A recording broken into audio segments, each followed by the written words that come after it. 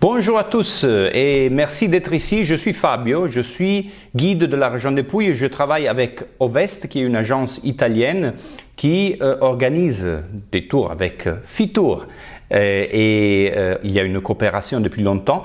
On organise des tours partout en Italie et une des régions les plus intéressantes de ce pays, de cette nation, est la région des Pouilles, dont je suis guide. Et alors maintenant, on va ensemble découvrir la région et qu'est-ce qu'on visite normalement dans le circuit avec nous. Alors on y va.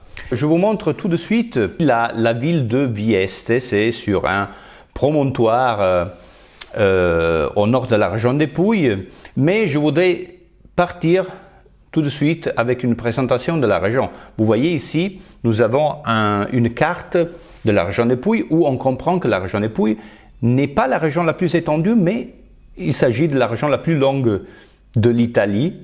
Il faut imaginer qu'il y a une distance du nord au sud, de la frontière nord à la frontière sud de la région des Pouilles de à peu près 420 km. Alors c'est pour ça qu'il faut normalement changer d'hôtel et 2-3 fois pour tout visiter dans la région des Pouilles, ce que nous allons faire dans notre circuit. Et puisque la région est très longue, il y a beaucoup de différents paysages, différentes cultures à découvrir, et c'est pour ça qu'il y a différentes couleurs sur cette carte que vous voyez ici. Les Pouilles, le talon de la botte, parce que c'est comme si, quand on imagine que l'Italie est une botte, le talon et la région des Pouilles avec la péninsule du Salento en bas. Et alors on va continuer, on va voir ici par exemple il y a quelques chiffres, presque 20 000 km² la surface de la région des Pouilles, les villes principales où il y a les deux aéroports. Les deux aéroports de la région, c'est Bari et Brindisi, le long de la côte adriatique. Et le climat est méditerranéen. C'est-à-dire il y a de la mer partout, comme vous voyez il y a une ligne de côte très longue, alors c'est pour ça que le climat est très doux grâce à la présence de cette forme géographique. Le point culmine en 1152 mètres, oui, parce qu'il n'y a pas beaucoup de montagnes. Si vous voulez faire du ski, il ne faut pas venir dans la région des Pouilles parce qu'il n'y a pas de station de ski ici dans la région des Pouilles parce qu'il n'y a pas beaucoup de montagnes. Pourquoi choisir la région des Pouilles? Alors il faut dire que la région des Pouilles est une région qui est considérée le pont entre Orient et Occident, pas uniquement comme pour la forme géographique entre l'Italie et la Grèce et l'Orient de l'Est de l'Europe, mais aussi parce que pendant son histoire, cette région a été conquise, a été visitée, si on peut dire comme ça, par beaucoup de dynasties, par beaucoup de peuples, et ça a donné bien sûr une authenticité à cette région. Les patois, l'architecture, la culture, la cuisine sont toutes influencées par les cultures de l'Est, de l'Ouest, du Nord et du Sud. De l'Est, par exemple, les musulmans aussi. Et du Nord, les Normands, par exemple, qui ont été ici pendant le XIe siècle, etc., etc., etc. Une richesse de culture et d'influences différentes. On commence avec la description du circuit. À partir de, comme je disais déjà, Vieste, vous voyez une autre photo ici de cette belle ville le long de la mer, une ville de pêcheurs, où on a encore des constructions en bois qui étaient utilisées dans le passé par les pêcheurs pour pêcher. Ils s'appellent trabucchi et on les voit que dans les villes à côté et à Vieste. Il y en avait au sud aussi, mais on les a perdus. Là, nous avons ces monuments, on peut dire, de la tradition et du folklore local. Mais quand on visite le Gargano, c'est-à-dire la péninsule au nord de la région des Pouilles, il n'y a pas uniquement de la ligne de côte, mais aussi de la montagne. C'est la seule montagne que nous avons ici dans la région des Pouilles, c'est là, au nord de la région des Pouilles. Et c'est pour ça que sur la montagne, on trouve la beauté de la forêt ombrienne, Foresta Umbra, qui est une partie du parc national du Gargano, le parc national le plus étendu de la région des Pouilles, avec des hêtres millénaires. Normalement, si on a la possibilité, nous on fait des promenades là et c'est très frais le climat pendant l'été, à 800 mètres, 900 mètres d'altitude, est très intéressant parce qu'il y a de la nature, des formes d'arbres, d'arbustes et d'animaux qu'on ne trouve pas ailleurs. Et sur le Gargano, on reste encore au nord de la région de Puglia, il y a aussi la culture religieuse. Par exemple, la photo que vous voyez ici est une photo de Monte Sant'Angelo, le sanctuaire qui est entré dans le site UNESCO il y a quelques années, 2011, et qui était une grotte au début, où on a eu, selon la tradition religieuse, l'apparition de l'archange Michel, et alors après, on a construit un sanctuaire qui est visité encore aujourd'hui beaucoup par les pèlerins de toute la planète, on peut dire. De la France, de l'Allemagne aussi, et de l'Est, ils viennent ici pour visiter ce sanctuaire très intéressant. Un peu plus au sud, on descend normalement, on visite ma ville, la ville de Trani, la ville où j'habite, qui est connue, comme vous pouvez voir de cette photo, je vous montre une autre aussi, grâce à sa cathédrale qui est une des plus belles du style roman des Pouilles, qui est le style typique de la région des Pouilles. Je vous montre une autre photo. Voilà, ici on voit, c'est comme un phare directement au bord de la mer et c'est étonnant quand on se trouve là, se trouver en face à cette église blanche. La pierre blanche est la pierre typique locale qui a été utilisée pendant les siècles pour la construction des églises et des cathédrales du roman des Pouilles. Et notre monument qui a été construit en utilisant la même pierre est le château Castel del Monte, à la forme octogonale, vous voyez ici, à la forme octogonale par Frédéric II, qui a été le seul souverain éclairé que nous avons eu ici pendant le Moyen-Âge, de la famille de Hohenstaufen. Il a voulu ce château à la forme octogonale comme symbole de son pouvoir. Pourquoi? Parce que la forme octogonale était la forme qui représentait le contact entre l'homme et Dieu. Quand on descend, on visite aussi la capitale de la région des Pouilles, c'est-à-dire la ville de Bari, qui est connue parce que comme centre industriel, culturel, il y a beaucoup de théâtres, 15 théâtres dans la ville de Bari. Et comme vous pouvez voir de cette photo, on voit aussi il y a la belle cathédrale de Saint-Sabin et la basilique de Saint-Nicolas où on trouve les reliques de Saint-Nicolas de Myra qui ont été transportées ici pendant le XIe siècle de celle qu'on appelle aujourd'hui la Turquie, de l'Asie mineure. On descend lentement, on va vers le sud, vers l'intérieur de notre région où on trouve par exemple la ville de Altamura. Ici vous voyez la belle cathédrale d'Altamura, mais il faut dire qu'on va visiter ça bien sûr, mais la ville d'Altamura est connue principalement pour le pain. La production de pain en utilisant la semoule, c'est-à-dire en utilisant la farine de blé dur. Et ça donne une mie jaune très particulière, très appréciée, pas uniquement ici. Dans toute l'Italie, le pain de Altamura est peut-être le plus connu que nous avons en Italie. Et dans le centre de la région, au milieu, sur les collines de la région, nous avons aussi un site qu'on visite qui représente la nature. La nature, on a déjà vu la nature de la mer, la nature des forêts, mais il y a aussi la nature souterraine, parce qu'il y a des grottes de Castellana où on peut entrer pour des kilomètres au centre de la Terre, si on peut dire comme ça. C'est très intéressant parce que les grottes de Castellana qu'on visite normalement pendant notre circuit, il n'y a pas uniquement des stalactites, des stalagmites, des formations qui montrent que la géologie de la région des Pouilles est une géologie karstique, c'est-à-dire la roche très poreuse a été érodée pendant les millénaires et aujourd'hui est érodée et creusée. C'est pour ça que nous avons des canyons souterrains aujourd'hui avec beaucoup de formations très intéressantes. La roche, mais aussi les formes de vie qu'on trouve là. Il y a des chauves-souris, il y a des insectes, des coléoptères qu'on trouve que dans ces grottes. C'est l'habitat naturel de ces animaux.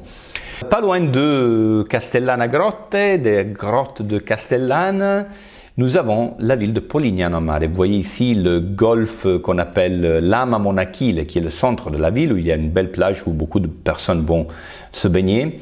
Et cette ville est très pittoresque, mais aussi intéressante pour nous, chez nous, on la connaît aussi parce que c'est la ville où notre chanteur le plus connu à l'étranger peut-être est né. Pas vraiment le chanteur, mais la chanson qu'il a fait, la plus importante, qu'on appelle Volare. Le titre est Nel blu dipinto di blu, mais Volare, ça c'est la chanson la plus connue peut-être des Italiens. Et Domenico Modugno, l'artiste qui a fait cette chanson, est né ici à Polignano a Mare. Très beau, très intéressant de se promener dans les ruelles de la ville, directement au bord de la mer. Une autre ville peut-être la plus importante pour le tourisme est la ville de Alberobello. Vous voyez ici les trulli de Alberobello. La ville d'Alberobello est la seule ville où on trouve beaucoup de trulli dans le centre-ville. Il y en a presque 1600, c'est-à-dire les trulli sont des maisons typiques au toit conique, peintes à lait de chaux, qui sont encore aujourd'hui habitées. On peut les visiter. Il y a beaucoup de boutiques dans ces trulli et il y a des histoires très intéressantes, des histoires qui expliquent la présence des trulli, mais je ne vais pas vous expliquer parce que je vous attends ici pour vous expliquer. On continue avec notre circuit parce que, voilà, je voulais vous montrer pas uniquement des photos des trulli, vous voyez ici aussi, il y en a une autre, très belle, très bien décorée, vraiment une ville propre, décorée, avec beaucoup de couleurs, pas uniquement blanc, de la chaux et le gris des toits en pierre, mais aussi il y a une église qui a été construite au début du XXe siècle, qui est une église à trullo, c'est-à-dire on a mélangé le style du roman des Pouilles avec le style des trulli pour faire ça, pour faire cette belle église. On continue et on arrive dans une autre ville connue comme la ville blanche pour la chaux qu'il y a étalée sur les façades des maisons, c'est la ville de Ostuni. Vous voyez ici, c'est comme une carte postale. Sur la colline, il y a la belle cathédrale. Je vais vous montrer mieux la cathédrale dans quelques secondes, mais ici, vous voyez comme la carte postale avec toutes les maisons blanches tout autour des remparts de la ville. Et voilà la belle cathédrale avec ses lignes courbes qui sont des lignes uniques qu'on ne trouve pas très souvent ici dans la région des Pouilles. Et une très belle façade au style gothique vénitien dalmatien. Quand on visite cette partie de la région, et bien sûr nous avons des sites UNESCO, nous avons déjà dit le sanctuaire de Monte Sant'Angelo, mais aussi le château Castel del Monte est site UNESCO, aussi les trulli de Alberobello sont depuis 1996 sites UNESCO. Il y a des villes qui ne sont pas sites UNESCO. Il n'y a pas des monuments très importants à visiter, mais il y a des traditions d'artisanat incroyables, comme par exemple la ville de Grottaglie. Ici, vous voyez des vases créés dans la ville de Grottaglie. La ville de Grottaglie s'est spécialisée dans ce secteur. Il y a une rue au centre-ville où il n'y a que deux ateliers de céramistes. Et normalement, quand on est là, on a la possibilité aussi de visiter un de ces ateliers pour comprendre comment on travaille la céramique. Et pas uniquement des vases ou des assiettes, il y a aussi des formes traditionnelles qui sont des décorations qu'on utilise sur les balcons, comme par exemple les pumi. Les pumi, c'est des boutons de rose qu'on utilise comme décoration porte-bonheur. Et aussi des poupées, d'autres formes, comme par exemple, on peut imaginer dans le sud de la région, dans le sud de l'Italie, nous avons beaucoup de figuiers de Barbarie et c'est pour ça qu'on a reproduit un figuier de Barbarie en céramique, comme vous voyez ici, dans cette photo. Quand on descend vraiment dans la partie la plus méridionale de la région, nous avons la ville de Lecce, qui est appelée la Florence du Sud. Vous voyez ici la belle cathédrale de Lecce. Le baroque de Lecce est quelque chose d'incroyable. Le baroque, on l'appelle le baroque de façade, parce que par contre, à Florence ou à d'autres villes, à Rome, à d'autres villes où il y a le baroque, nous avons ici, la plupart des décorations, c'est des décorations de surface, c'est-à-dire on a créé des sculptures que sont aujourd'hui très belle, très friable la pierre qu'on utilise là. C'est pour ça qu'il faut avoir beaucoup de travaux d'entretien pendant les années. Mais comme vous voyez, il y a encore des monuments extraordinaires, formidables, comme la cathédrale ou comme la basilique de la Sainte-Croix. Vous voyez la belle façade ici avec la rosace, avec ses statues. C'est comme des œuvres comme on dit, de broderie. Hein. Et c'est comme un tissu ici qu'on a travaillé. Et bien sûr, on aura la possibilité, une demi-journée, de visiter Lecce pour le baroque, mais aussi pour l'histoire la plus ancienne. Vous voyez ici l'amphithéâtre de Lecce de l'époque romaine. Il y a 2 photos ici, je vous montre. Et à côté de l'amphithéâtre, il y a des palais plus modernes de l'époque de Mussolini, du XXe siècle, des années 30 du XXe siècle, vous voyez derrière. Et c'est pour construire ces bâtiments pendant l'époque de Mussolini qu'on a trouvé l'amphithéâtre qui était enterré. Alors on l'a retrouvé, on l'a montré. Voilà une autre photo de l'amphithéâtre. Et dans le Salento, le talon de la botte, vraiment la partie la plus méridionale, il y a aussi d'autres villes qu'on visite, plus petites mais très intéressantes, comme la ville de Gallipoli. Vous voyez ici, c'est comme un îlot, la vieille ville, un îlot entouré par l'eau, avec les remparts. Très agréable se promener dans cette petite ville qui est devenue pendant les dernières années aussi, bien sûr, très touristique. Et le château ici de Gallipoli bien visible. Et une autre ville du sud de l'Italie qu'on visite est Otranto. Otranto, connu principalement pour la mosaïque qui se trouve à l'intérieur de la cathédrale, la mosaïque la plus étendue, la mosaïque du Moyen-Âge la plus étendue en Europe. Toute l'église, il n'y a que il y a des formes, des histoires, c'est comme un livre ouvert. Et il faut beaucoup de temps pour expliquer l'histoire qui, encore aujourd'hui, est très mystérieuse, l'histoire de cette mosaïque avec des formes religieuses, avec des formes profanes, avec des formes d'animaux, etc., etc., et l'arbre de la vie qui occupe toute le nef centrale de l'église. Et on arrive jusqu'à Santa Maria di Leuca, qui est l'extrémité la plus méridionale de la région, là où il y a une basilique, mais normalement on fait petit arrêt pour réfléchir devant la mer ouverte, c'est-à-dire le point où la mer Adriatique et la mer Ionienne se rencontrent.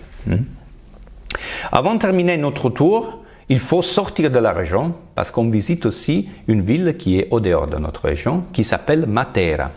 Elle se trouve en Basilicate, à quelques kilomètres de la frontière, pas trop loin, mais très intéressant est que cette ville appartient à un paysage géologique qui, on peut dire, il y a une continuité avec la région des Pouilles. Et sur les Murge, qui est le plateau central de la région des Pouilles.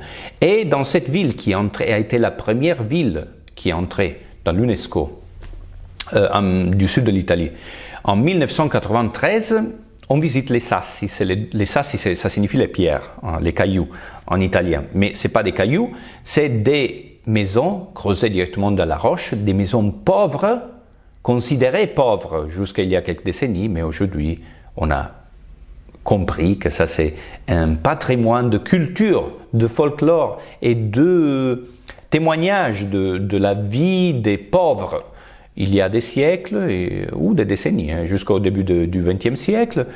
Et alors c'est pour ça qu'aujourd'hui, on visite toujours, quand on vient au sud de l'Italie, il faut visiter Matera et on va le faire ensemble parce qu'on aura aussi la possibilité de visiter des maisons ou des églises rupestres, parce que beaucoup de maisons ont été transformées en églises rupestres, et par contre, des églises rupestres qui ont été habitées à partir d'un certain moment. Alors on trouve par exemple les piliers de la cuisine et à côté des fresques de Sainte-Lucie, par exemple, comme on voit ici, ça c'est l'église de Sainte-Lucie.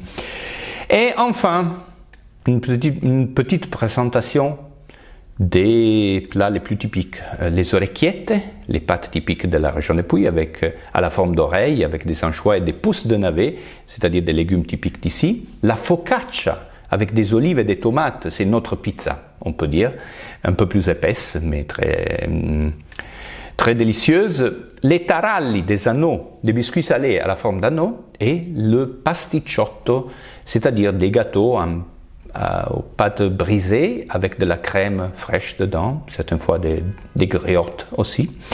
Alors bon appétit et bonne visite. Comme je vous disais, on vous attend ici. Et bon, merci beaucoup pour l'attention et on se retrouve bientôt ici dans la région des Pouilles. Au revoir.